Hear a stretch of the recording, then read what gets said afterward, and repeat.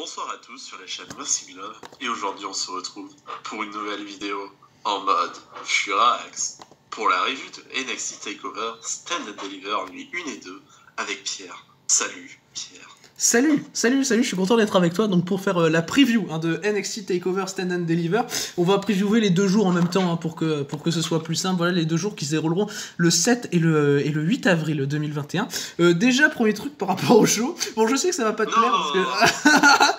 Alors, il y a un show qui sera diffusé sur USA Network le 7, celui du mercredi, et celui du jeudi qui sera diffusé sur le 8 sur le network de WWE cette fois. En fait, je vois pas l'intérêt de faire un takeover et de le diffuser en gratuit, puis de faire la deuxième nuit du takeover et la rediffuser en payante, et genre de faire un show moins glorifié mais en TV pour au final faire le pay-per-view le lendemain, alors que bon, moi je vois pas l'intérêt spécialement. Moi, ma théorie, c'est que les 2 nuits seront diffusées sur le network, mais aussi du coup la première nuit sur USA Network. Bah j'espère que les 2 seront diffusés sur le network. Alors, j'ai regardé un planning diffusé, un planning pour Peacock, pour le network, pour la WrestleMania Week, et il y avait très bien marqué qu'il y avait une spéciale présentation de TakeOver Lune sur le network quand ça allait lieu, donc ok. Voilà. Non, oui, mais oui, bon, pour le coup, premier truc négatif, enfin de ma part en tout cas. Du coup, voilà. C'est le seul truc négatif de cette première soirée de TakeOver, puisque vous allez voir la carte du premier. Oui, la première soirée, oui, contrairement à la deuxième, la première soirée elle est bien propre, oui. Elle fait Banday, James Banday. James. Ah là là. Non, mais du coup, voilà, on va passer tout de suite. D'ailleurs, il y a James Drake sur la carte. Oh, mais il n'y a pas James Bond sur la carte. Oh. Dommage. Non, mais du coup, on va commencer avec le match pour les titres tag. Ouais, exact. On va commencer. Parce que chez Danny Burch sur New York. Ah là là, les titres tag qui sont donc vacants à cause d'une blessure de Danny Burch, c'est un triple threat tag team match, et c'est le match qui m'a hype le plus de jours déjà. Premièrement, on commence avec ça du U. Ah non, moi pas vraiment, non. Moi c'est à MSK, Nash Carter, Wesley, donc les Rascals du côté d'Impact, Grizzled Young Veterans, James Drake donc et Zach Gibson, et Legado del Fantasma, Joaquin Wilde et Raúl Mendoza. Moi je vois MSK remporter le titre parce que les 2 autres, bah voilà, vu que les titres sont rendus vacants et que je me dis que c'est MSK qui a gagné le Dusty Rhodes Tag Team Classic, je me dis que bon, c'est la seule équipe qui est en prévision de gagner les titres dans les plans de NXT. Et puis, voilà. Et puis, de toute façon, le programme, ça se voit que les Grizzlies ils vont pas gagner. Encore moins les Gados, parce que non mais ils sont un peu là, en dernière position. Quoi. Non, en effet. Ouais. En effet, mais le truc c'est que les Grizzled Young Veterans, ils ont un peu une rivalité avec MSK à distance à cause de cette fameuse finale de Dusty Rhodes Tag Team Classic. Et puis je me dis qu'il n'y a pas spécialement d'intérêt à donner un nouveau point pour Grizzled Young Veterans. C'est plus aller avoir une équipe championne qui est face pour le coup. Puis voilà, moi je vois plus intérêt à avoir une équipe face championne actuellement. Et en plus, je pense qu'ils vont faire le tomber sur les Gados des Fantasma et MSK s'ils gagnent. Comme ça, on protège quand même la revanche. Sur Joaquin Wilde, je rappelle. Oui, parce qu'on vive les Raúl Mendoza. Moi, je suis un grand fan de Raúl Mendoza. Ça, c'est voilà. C'est Raúl Mendoza. Ouais, mais Raúl Mendoza, il est incroyable aussi, mais... Enfin, comment dire, moi, en fait, avec la diversité de la division tag NXT qui est pas ouf, honnêtement, je vois plus une équipe face qui va affronter du coup plus de heal qu'une équipe heal qui est championne. Ils vont avoir tellement peu de face à affronter, ça va être pauvre, en fait. Surtout que tu peux faire MSK contre Thatcher et Ciampa s'ils split pas. Ah ouais, mais ça, je veux voir. Je veux voir. Et Ciampa, dont on reparlera plus tard dans la carte, d'ailleurs.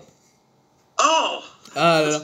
Ah là là. Spoiler, c'est le 2e match qui me hype le plus des 2 nuits, donc bon, voilà. Spoiler, c'est le premier qui me hype de la nuit. Ah là là. Du coup, voilà pour ce match de championnat NXT Tag, donc on voit tous les 2 gagner MSK. On va passer maintenant au match qui va déterminer le prochain challenger au championnat nord-américain de Johnny Gargano, donc c'est un gauntlet match à 6, et le vainqueur affrontera Gargano le lendemain, on en parlera tout à l'heure. Il n'y a que 2 vainqueurs possibles. Ouais, alors moi, déjà, je veux dire les participants c'est Ellen Knight, Dexter Lumis, Bronson Reed, Isaiah Scott, Cameron Grimes et Leon Ruff. Personnellement, je vois une victoire de Bronson Reed qui a été quand même assez bien booké ces derniers temps, qui a fait un gros parcours dans la bataille royale, mais en étant protégé d'entrer en dernier, parce que pour moi, celui qui entre en dernier, Ellen Knight gagnera pas. Voilà, ça c'est assez une certitude. Et Bronson Reed, voilà, moi c'est celui que je vois le booker le plus fort, et puis surtout c'est vraiment un babyface, vraiment tu le vois, tu sais que c'est un babyface. Enfin voilà, c'est pour le coup, moi je vois vraiment Reed gagner, parce qu'en fait le truc c'est que t'as 2 babyface dans le lot, t'as Reed et Leon Ruff a déjà eu sa chance, il est tourné dans une rivalité super longue avec Gargano, voilà, et Bronson Reed a pas encore eu de match contre Johnny Gargano, donc voilà, moi je vois une victoire dans ce gauntlet de Bronson Reed. Eh ben moi je pense que Bronson Reed c'est le Kefi du Bled et il n'a pas encore assez fait ses preuves, du coup il mérite pas. Du coup je pense que Cameron Grimes va gagner. Ah là là. Non, moi pour le coup, moi j'espère que Cameron Grimes va gagner. Voilà. Et lui ou LA Knight, mais bon ils battront pas Gargano. Enfin, si c'est LA Knight il battra pas Gargano. Ouais, pour le coup, moi je vois pas du tout LA Knight gagner. Mais il a perdu dès ses débuts. Moi je suis pas spécialement convaincu, même s'il a remporté la bataille royale. Et en fait, le fait qu'il entre en dernier aussi, j'ai du mal à me dire qu'il va gagner. Premièrement. Mais il voilà. Il va y avoir une couche, genre il va y avoir Cameron Grimes contre LA Knight, Bronson Reed contre LA Knight ou Dexter Lumis contre LA Knight. Oh là là. Oh, quel enfer, Dexter Lumis. Ouais, non, mais Cameron Grimes, pour le coup, le fait qu'il soit heal comme ça, moi ça me gêne. Pour gagner, même si je veux, oui. Si y a entre guillemets Dexter Lumis contre LA Knight, ça voudra dire que Dexter Lumis gagnera pas. Bon, alors ça reste positif. Ouais, non, oui, mais moi je veux. Non, mais de toute façon, je veux tout voir sur Dexter Lumis. Hein. Sauf Dexter Lumis. Je pense que ça paraît logique. Hein. Même si je suis pas fan de Bronson Reed, honnêtement, mais je pense que la logique veut qu'il gagne le match et qu'il aille défier Gargano. On en reparlera tout à l'heure de toute façon. Et si en fait ils font que Isaiah Scott est winner, ça me dérangerait pas, mais bon. Isaiah Scott, il est parti pour le heel turn complet. Ouais, bah oui, ça se sent. Ouais, et en plus, la promo qu'il avait faite il y a 2 semaines à NXT, je sais pas si t'avais maté, mais qu'est-ce que c'était bien. Oh là là. Isaiah Scott en heel, ça a l'air super. Hein. Ça a l'air super, Isaiah Scott en heel. Depuis qu'il a perdu contre Leon Ruff. Un homme dont on parlera tout à l'heure. Non. Non, c'est bah si, Isaiah Scott a perdu contre Leon Ruff. Mais c'est pas la personne à laquelle je pensais. Ah ok. Ah oui, Santos, tu parles de Santos toi. Le traficante. Voilà, rien d'autre à dire. Hein. Ouais, non, je suis assez d'accord avec toi. Du coup, on va passer maintenant à un singles match, au seul match qui est un singles sans titre, voilà, de cette carte du jour 1. C'est Kushida. Mais ça fait bander. Ah oui, non, mais là, Kushida contre Pete Dunne, t'as dit les noms, t'as tout dit. Non, mais t'as dit les noms, tu as tout dit. T'as Kushida, Pete Dunne, bon, en termes de technique, on part sur une masterclass. C'est un des matchs qui m'a plu le plus des 2 jours. Voilà, j'ai envie de voir ça, putain. En plus, tu sais, le petit échange qu'ils ont eu dans la bataille royale, c'était court. Ça dure 1 minute. Ils ont un échange à un moment. Oh là là, tu vois ça, tu vois ça, tu fais je veux voir ça pendant 20 minutes, les mecs. Je veux voir ça 20 minutes. Et ouais, je vois victoire de Pete Dunne parce que ça me paraît assez logique en point de vue du booking. Mais qu'est-ce que j'ai envie de voir ce match. Ce match. Alors Pete Dunne déjà il a perdu contre Finn Balor, donc il va pas remonter pour le titre NXT. Le titre nord-américain, bah il a perdu la bataille royale. Kushida a perdu aussi la bataille royale et a perdu une chance pour le titre nord-américain. Et vu qu'il a perdu pour le nord-américain, je le vois moins important quand même dans le booking que Pete Dunne. Non, justement, si Kushida il doit monter dans la carte et prendre une victoire contre un ancien challenger, c'est ce qu'il faut faire. Et il est super, Kushida, il mérite sa chance. Et c'est un mini spoiler de ce que je pense des prédictions pour la suite. Mais... Ouais, non, je vois. Moi, je vois vraiment une victoire de Pete Dunne pour le coup. Mais voilà. Mais je m'en fous, honnêtement, je m'en fous de qui va gagner. J'ai juste envie de voir ce putain de match, tu vois. L'affiche, elle est violente. Vraiment, l'affiche est ultra violente. Non, mais il y a un moment. Mais pas aussi violente que l'affiche qui va suivre. Ah oui, non, l'affiche qui va suivre pour le coup, oui. Alors, on parle pour le titre WWE UK, hein. On parle pour le titre UK. Alors, on parle pour le titre des darons. Et alors, donc Walter, champion depuis plus de 700 jours. Plus long champion UK de l'histoire. À moins qu'il ait perdu contre Rampage Brown et qu'en fait ça soit un écran de fumée. Ouais, non, mais bon. Et non, Walter va défendre son titre NXT UK contre Tommaso Ciampa. Voilà. Bon, moi, je pense que Walter va gagner. Ça me paraît assez sûr. Je vois pas un mec de NXT gagner le titre. Bon, ça me paraît très complètement illogique. Mais j'ai juste envie de voir le match, en fait. Ça me paraît pas impossible qu'un mec de NXT gagne le titre, mais c'est pas Tommaso Ciampa, non, effectivement. Non, oui, je vois pas du tout Ciampa gagner le titre. Je vois pas pourquoi Ciampa, qui est quand même là depuis super longtemps chez WWE, gagne le titre UK de Walter. Pour le coup, je pense pas que ce soit un bon move à faire. Mais qu'est-ce que j'ai envie de voir le match. Alors que Walter, il a un règne d'enculé. Non mais qu'est-ce que j'ai envie de voir le match, putain, tu vas voir les chops de Walter, tu vas faire tu vas voir Ciampa les vendre, enfin je veux dire, voilà. Tu nous mets 25 minutes, bien dosé, bien équilibré dans le rythme, et allez, et on se bat. Et bien construit, non mais oui. Oui. Et on se bat. Ah oui, non mais qu'est-ce que j'ai envie de voir ça, Walter Ciampa, c'est avec le match pour le titre tag, de toute façon c'est les 2 affiches qui m'avaient plu le plus, et en 3 t'as Kushida Pete Dunne qui arrive. De tous les matchs qu'on attendait pour le règne de Walter, franchement, Tommaso Ciampa, c'était pas un épisode attendu, mais franchement, quand tu réfléchis, ça fait bien rêver. Oui, non mais clairement, moi j'ai pas de souci avec ce match, mais voilà. Enfin, je veux dire, la première journée, t'as quand même les 4 matchs qui m'hypent le plus du truc, tu vois. Ok. Et un match de Yoshirai. Non, bah justement, c'est le 4e match qui m'hype le plus des 2 jours, tu sais. Fatalement, je vais être plus hype par un Yoshirai Raquel Gonzalez que par un Adam Cole Kyle O'Reilly, tu vois, ça me paraît logique. Surtout qu'il y a de la construction qui remonte à un certain temps. Et ça me paraît logique d'être plus hype par Yoshirai et Raquel Gonzalez, quoi, mais bon. Du coup, bah justement, en parlant de ça, on va parler du main event de NXT TakeOver Stand and Deliver jour 1. Main event, bon, ça me surprend un peu que ce soit pas Walter Ciampa, mais bon. C'est Yoshirai qui défend parce que l'égalité homme-femme, voilà. Bah pour moi ça veut rien dire, mais bon. Et bah voilà. Mais Yoshirai défend son titre féminin contre Raquel Gonzalez. C'est un match qui est quand même construit depuis TakeOver War Games 4 du coup. War Games 2020. Moi je vois Yoshirai remporter ce match et conserver son titre. En fait au début, quand Gonzalez a pin Yoshirai à War Games 4, je me suis dit que Gonzalez pouvait prendre le titre à Yoshirai. Mais là, pour un main event comme ça de premier jour de leur plus gros show de l'année, clairement je trouve pas que Gonzalez soit assez construite en fait. Je trouve pas qu'elle ait eu assez de matchs en solo, je trouve pas qu'elle se démarque assez de Dakota Kai pour avoir le titre, moi. Et c'est pas feel good. Ça, je m'en fous. Honnêtement, je m'en branle. Que ce soit feel good moment. Je m'en branle. Et puis, feel good ou non, elle n'a aucune chance. Et la meuf qui aurait dû prendre ce putain de titre, c'est Toni Storm. Mais bon, vu qu'ils avaient une storyline en réserve, ils devaient la sortir, bien sûr. Ouais, mais ça, je m'en fous. Ils vont créer un truc logique, je pense. Enfin, j'espère. Et voilà. Mais je vois pas. En fait, Raquel Gonzalez est pas construite assez de son côté. En fait, j'ai l'impression que dans le booking. Enfin, même si je préfère largement Dakota Kai, mais j'ai l'impression que dans leur booking, Dakota Kai fait frein pour Raquel Gonzalez, en fait. Je sais pas si t'es d'accord. Oui. Alors que Raquel Gonzalez aurait dû techniquement monter un peu plus haut que Dakota Kai dans les derniers mois, c'est sûr. Oui, même si pour le coup je préfère largement Dakota Kai. Et puis il y a eu l'histoire du Women's Dusty Cup aussi, ça va pas aider. Ah oui, non, le Women's Dusty Cup où elle perd les titres au bout de 1 heure, ouais, non, ça va pas aider du tout. Mais ouais, voilà, moi je vois une victoire clairement de Yoshirai pour ce match, et ce sera encore une super défense de la part de Yo, et puis voilà. Et voilà, moi j'aime bien Raquel Gonzalez pour le coup, j'aime bien Raquel Gonzalez. Et puis de toute façon, Yo, c'est la meilleure catcheuse en 2020 de NXT. C'est la meilleure catcheuse de WWE en 2020, tu vois, tu sais. Okay. Bah, non, mais la meilleure catcheuse, je veux dire générale, homme-femme. Ah oui, ok. Les fans, ils l'ont dit. Oui. Non, mais pour le coup, mais. Non, la vérité, Finn Balor. Voilà. Non, la vérité de Drew McIntyre. Mais bon. On parle de NXT, Ouais, là, je parlais de tout WWE. Voilà, du coup, la hype de la minute, c'est un bon 9. Ouais, moi, c'est un 9 sur 10. Ouais, non, c'est un 9 sur 10. Mais j'ai une énorme hype pour la nuit 1. T'as vu les matchs? Non, mais. Wow. Non, mais les mecs, ils construisent une carte de fou. Et puis pour le deuxième jour, ils se plantent complètement, hein, le deuxième jour. Là. Oula. Et en plus, le show, c'est parce qu'il y a plus de storyline au deuxième jour. Enfin, ouais, il y a des matchs random. Ouais, il y a des matchs random, mais. En fait, le truc, c'est que ils amènent pas. Attends, ils amènent pas. Par exemple, tu vois, t'as 2 matchs qu'ils amènent pas. Kushida-Dunn, ils l'amènent pas trop. Et le NXT Women's Tag, ils l'amènent pas trop. Et ils sont obligés de foutre le Kushida-Dunn dans la nuit où t'as déjà les trucs qui sont super propres. Et ils sont obligés de foutre le match pas les couilles, tu vois. Dans la nuit où t'as déjà des trucs de merde, tu vois. Mais si ça se trouve, le match pour les titres tag féminins, ça sera dans le pré-show, MD. Oh là là. Ouais, peut-être. Pourquoi pas.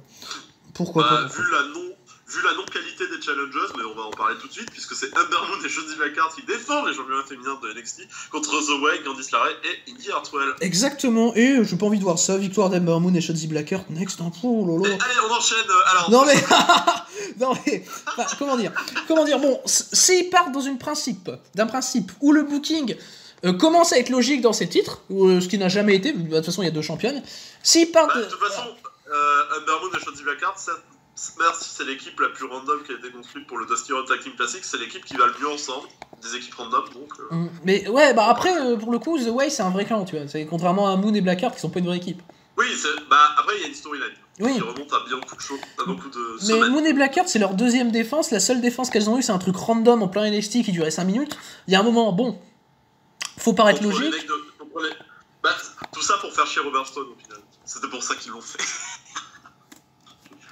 Ouais, mais enfin, comment dire, il y a un moment où tes titres doivent être crédibles, il y a un moment, donc tes championnes doivent durer longtemps à un moment donné, voilà. Et puis Ember Moon et Shotzi Blackheart, dans la mid-card des divisions féminines, ça marche. Hein. Ouais, c'est 2 bonnes mid-cardeuses, non, oui, je suis complètement d'accord. Voilà, c'est pas plus haut, hein, évidemment, mais c'est 2 bonnes mid-cardeuses, oui. Oui, ça, je suis complètement d'accord. Enfin, Undermoon, t'en sais rien, tu la connaissais pas à l'époque. Oh là là, ça remonte, en effet. Du coup, mais Ember Moon, même en Indie US... au premier match intéressant de la soirée. Mais pour le coup, pour ne répondre, même en Indie US, j'ai jamais été fan d'Ember Moon. Hein. Voilà. Du coup, on va pouvoir passer au deuxième match. C'est parce que tu l'as connu dans le main roster et qu'elle était tout le temps blessée, forcément. Mais justement, j'ai dit même en Indie US, je l'ai jamais connu. Enfin, je l'ai jamais connu, j'ai jamais bien aimé. Voilà, c'est ça que je voulais dire. J'ai jamais bien aimé Ember Moon en Indie US, tu vois. À l'époque où elle s'appelait Athena, quand elle tournait chez Shimmer, tout ça, tu sais, jamais été fan. Oui, bah dans ce cas-là, Shotzi Blackheart, c'est pareil. Bref. Shotzi Blackheart, pour le coup, j'aimais bien en Indie US. Tu vois, chez Shine, tout ça.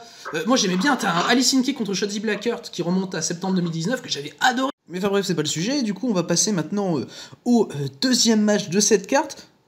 Et du coup, le prochain match qui va être un match pour le championnat NXT Cruiserweight, c'est un Unification Ladder match entre Jordan Devlin et Santos Escobar. Santos Escobar qui est le champion NXT Cruiserweight et Jordan Devlin qui est le champion plus UK à cause du Covid.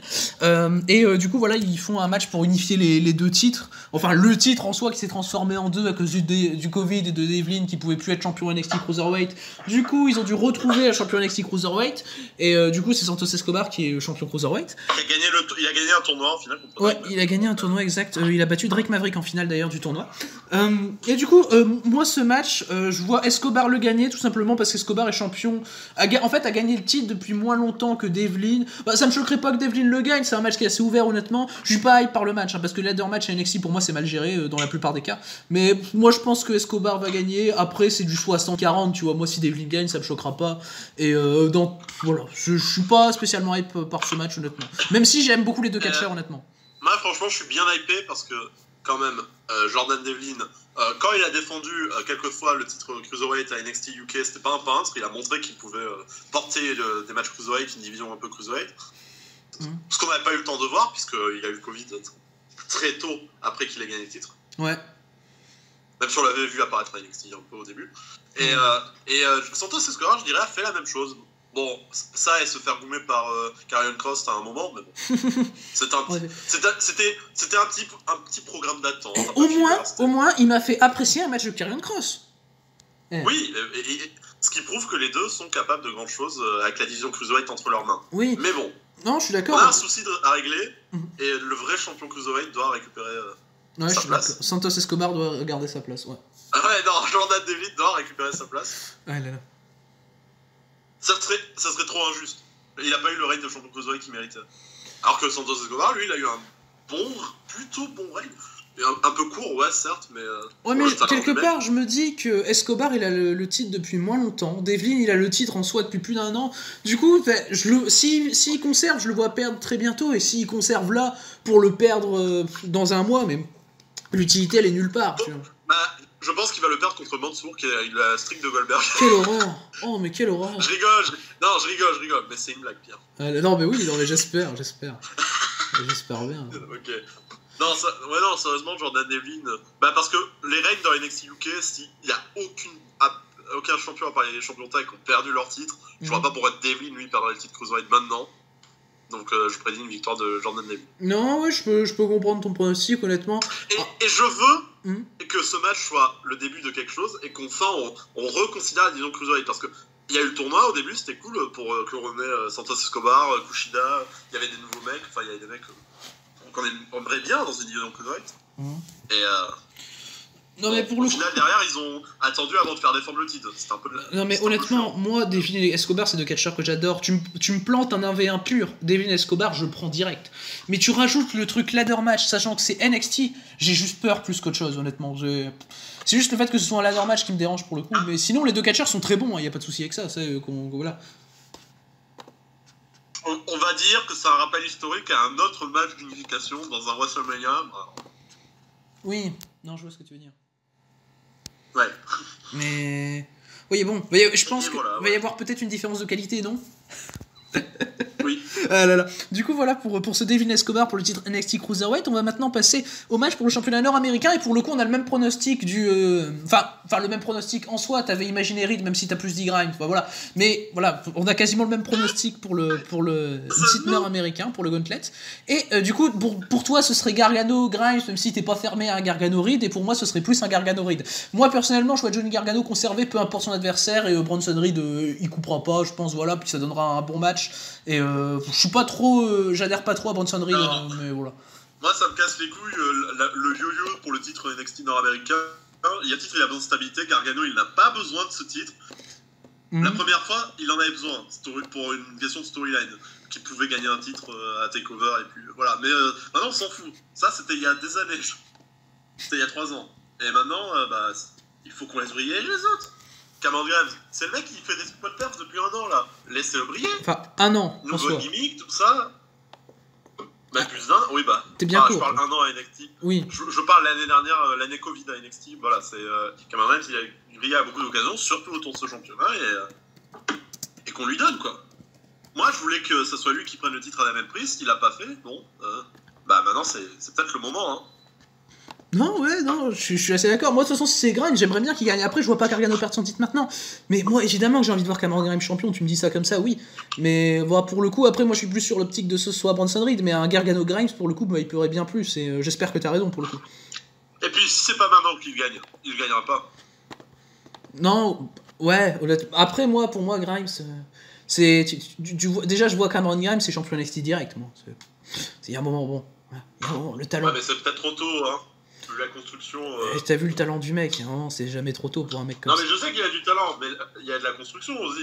Oui, non, mais pour moi, je te dis honnêtement, Cameron Grimes, pour moi, c'est facilement le meilleur catcheur de NXT et même probablement de WWE. Lui donner la crédibilité et la construction, c'est la reine de champion nord-américain. Ouais, non, je suis d'accord. Après, de toute façon, pour moi, Cameron Grimes, c'est peut-être même le meilleur catcheur de WWE. Donc il y a un moment, voilà, en termes de talent pur, oui. Voilà, il n'y a aucun souci sur ça. Mais du coup, voilà pour ce match du titre nord-américain. On va maintenant passer à un unsanctioned match que j'ai pas envie de voir du tout. Kyle O'Reilly contre Adam Overpush Cole. Je vois une victoire d'Adam Cole parce que je l'ai dit entre Adam et Cole. À toi. J'ai pas envie de parler de ce match, honnêtement. Voilà. Non, mais moi je vais en parler à ta place, vu que faut bien qu'on travaille quand même. Oui, du coup, la storyline qui était téléphonée, certes, elle était téléphonée, tout le monde savait que Kyle O'Reilly et Adam Cole avaient un passé à la ROH, tout ça. Et même en créant un Undisputed Era, t'as 4 ans de bons et loyaux services dans les pattes. Et forcément, Kyle O'Reilly qui a su montrer qu'il pouvait peut-être gravir les gestions à NXT, mais il y avait toujours l'Undisputed Era et Adam Cole qui allait le freiner. Bon, maintenant Adam Cole a tourné sur l'Undisputed Era en entier. Kyle O'Reilly est seul. Roderick Strong est seul et Bobby Fish n'est plus là. Et Bobby Fish n'est plus là. Et puis Roderick Strong, il va briller de son côté, il va mettre en avant des jeunes. Bon, je sais pas quel âge il a, Roderick Strong, mais bon, je le vois plus gagner grand chose. Il a déjà été champion nord-américain. Il y a déjà eu même un match pour le titre NXT contre Drew McIntyre. Donc, Roderick Strong, si je peux me permettre, il a 35 ans. Roderick Strong. Ok, il peut quand même pusher les jeunes, mais en parallèle. Il va proposer des choses intéressantes de son côté, Roderick Strong. Kyle O'Reilly va proposer des choses intéressantes dans le haut de la carte et qu'on assassine Adam Cole. Les unsanctioned matchs à NXT, c'est surtout, ça me fait penser surtout à la feud entre Gargano et Ciampa. Quelle feud Bon, là il y a beaucoup moins de construction en NXT en lui-même, mais je suis très confiant que le unsanctioned match peut deliver en termes de storytelling si bien raconté. Moi déjà de base j'aime pas du tout Adam Cole et j'aime pas la rivalité. Leur signature de contrat, c'est l'un des segments les plus nazes que j'ai vu à NXT depuis très longtemps. Il y a un moment, pour me hype, faites pas ça. Leur signature de contrat, c'est nul à chier. Je sais pas, t'as vu le segment ou pas? Oui, mais y a rien qui m'a choqué. Mais c'est forcé de fou, c'est... Oh là là, t'as Cole qui bat Frigal, oh là là, oh mais allez vous faire foutre, non mais je m'en bats les couilles, c'est chaud, oh là là. Mais Adam Cole, il est jamais monté au main roster, soit il monte maintenant, soit il va s'en aller d'NXT. Hein. Ouais, c'est son destin. Il y a plus rien. Adam Cole, il a tout eu. Il a tout eu sur un plateau d'argent. Là, il a bien trop eu, oui. En effet, il a bien trop eu, oui. Donc soit il va rejoindre sa compagne, soit il monte dans le main roster. Mais il faut qu'il bouge. Non, autant des mecs comme Ciampa, bah maintenant Ciampa il a des trucs à raconter, il a des trucs à faire avec Thatcher, bon. Non mais Ciampa, Adam Cole, il devrait... Il va dans la merde. Il devrait aller rejoindre Britt Baker, Adam Cole, hein, je pense. Hein. Voilà. Ouais, dans une qualité qui s'appelle AEW Dark Wrestling. Ouais, moi je dis AEW Dark, Adam Cole, ouais. Et Adam Cole qui se fait jobber par Danny Limelight, moi je pense que ça te plaît, ça. Je pense que ça te plaît, hein. Forcément, quand il y a Danny Limelight. Franchement, pour moi, c'est un dream match. Non. Non, mais Danny Limelight, je le mets contre Nia Jax, c'est un dream match pour toi, tu sais. Tout ça pour finir, le Unsuction match entre Gargano et Ciampa, il était incroyable. Je l'ai pas vu. Je pense qu'il y a moyen de faire quelque chose avec celui-là. Et oui, je pars sur une victoire de Kyle O'Reilly parce que je le vois monter, bien sûr. Et rester en haut de la carte. Là où il mérite. Moi, je pars sur une victoire d'Adam Cole parce que, bah, Adam Cole. Tout simplement, j'aime beau. Non, mais voilà. Il y a un moment où, quand t'es dégoûté, qu'il y en a trop, enfin, déjà que de base, je suis pas le plus grand fan du catcher, alors en plus, tu me le mets là, il y a un moment, voilà. Et victoire d'Adam Cole, et puis next, et puis voilà. Et puis Adam Cole, il va aller vers. Je sais pas moi, il va attendre quelques mois, puis Finn Balor ou Karrion Kross, lol. Mais voilà, ça me paraît assez clair en tout cas. Du coup, on va maintenant passer au fameux Finn Balor, Karrion Kross d'ailleurs, pour le championnat NXT. Finn Balor contre Karrion Kross, bon, c'est pas la pire affiche des 2 jours, hein, mais j'ai pas envie de voir ça en main event pour le titre NXT. Karrion Kross a fait une bonne performance il y a pas longtemps contre Santos Escobar, du coup je me dis, pourquoi pas, mais vraiment, pourquoi pas, et... Voilà, moi je vois Karrion Kross quand même gagner, même si pour le coup je vois moins Karrion Kross gagner que je l'avais vu contre Keith Lee. Ouais, franchement, Karrion Kross contre Keith Lee, ça se sentait qu'il préparait quelque chose. Parce que Karrion Kross, c'est le mec, il est allé très haut, très vite. Et au final, entre guillemets, le fait que sa blessure soit arrivée, je dirais que c'est à la fois une bonne et une mauvaise chose, puisque ça a pu calmer un peu le jeu. Et ça a même pu créer une histoire en sous-texte, puisque Finn Balor, c'est le mec qui a du coup récupéré le titre vacant de Karrion Kross. Et évidemment, comme Scarlett l'a dit, toutes les rencontres arrivent pour une raison, à un moment. Donc, Finn Balor contre Karrion Kross, c'était écrit dans le marbre. Genre, c'était sûr que ça allait être ça ton main event du WrestleMania Weekend. Genre, ouais. Si Karrion Kross pouvait revenir, c'était ça. Et si Pete Dunne prenait pas le titre avant? Et si Pete Dunne prenait pas le titre avant? Ou si Kyle O'Reilly prenait pas le titre avant, mais bon, ça, on s'y attendait forcément pas à ce que Kyle O'Reilly prenne le titre, même si le match a deliver, à TakeOver 31. Ouais. Et voilà, et qu'est-ce qu'on fait après pour Finn Balor? Alors, j'ai 2 options. La première, c'est il monte, mais je vois pas pourquoi il remonterait dans le. Ouais, je vois pas pourquoi non plus. Surtout maintenant. Je vois pas l'intérêt. Voilà, et la deuxième option, c'est de faire un plan qui a été abandonné par NXT, c'est-à-dire Finn Balor Walter. J'ai envie de voir ça. J'ai envie. Ouais, Finn Balor, Walter. Ouais, non, je suis d'accord. En vrai, ça peut être super bien. Et non, oui, je suis assez d'accord avec toi. Ce qui me met la puce à l'oreille déjà, c'est que Karrion Kross, pour certaines raisons de storyline, il va forcément récupérer le titre NXT qu'il n'a jamais perdu. Un peu comme un homme qui a perdu son titre poids lourd parce qu'il était blessé et qui va peut-être le storyline. Je rappelle que Finn Balor n'a jamais non plus récupéré le titre universel. Ah là là. Et du coup, ouais, Finn Balor Walter, c'était le plan avant que, entre guillemets, Karrion Kross se blesse et que Finn Balor soit inclus dans la course au titre pour récupérer le titre et être l'homme qui porterait la braine pour les mois à venir, ce qu'il a très bien fait. Mais si la fin c'est pas Karrion Kross, il n'y aura pas de fin. Ouais, non, au moins. Avant quelques mois, voire un an. Je suis d'accord. Avant l'année prochaine. Et puis Karrion Kross aura pas spécialement un long ride pour moi. Parce que Karrion Kross, ça sent main roster à plein les. Karrion Kross, c'est écrit main roster sur sa gueule. C'est un peu le scénario Keith Lee, c'est-à-dire qu'il va gagner le titre NXT, il va rester un peu champion et il va s'en aller. Ouais, non, mais clairement, puis voilà. Mais du coup, voilà pour ce main event donc de la journée 2 de NXT TakeOver, Stand and Deliver 2021, du coup, voilà, qui se déroulera donc le 8 avril. Ta hype peut-être pour la nuit 2 La nuit 2, 3, 4 max, 3, je m'en fous. Je m'en bats la race. Je m'en fous. Franchement, je m'en fous de ce chose. T'as la nuit 1 où j'ai le 9 et t'as la nuit 2 où j'ai le 3 sur 10, tu vois. Mais bon, voilà, ils ont mal géré leur truc, tu vois. Mais du coup, voilà, c'est bon pour toi, t'as plus rien à dire sur le show? Bah non. Ok, voilà. Voilà du coup pour cette preview pronostic de NXT TakeOver Stand and Deliver 2021. Donc visez roulera sur de nuit, on fera la review qui sortira quelques jours après le show. Voilà, il y a une grosse semaine de WrestleMania Week, Carnival, James Edger Wrestling, tout ça. Enfin voilà. Et du coup, merci pour ta participation, Émile. Et du coup, d'ici les prochaines vidéos, je vous dis à la prochaine. Et bonne nuit au Performance Center.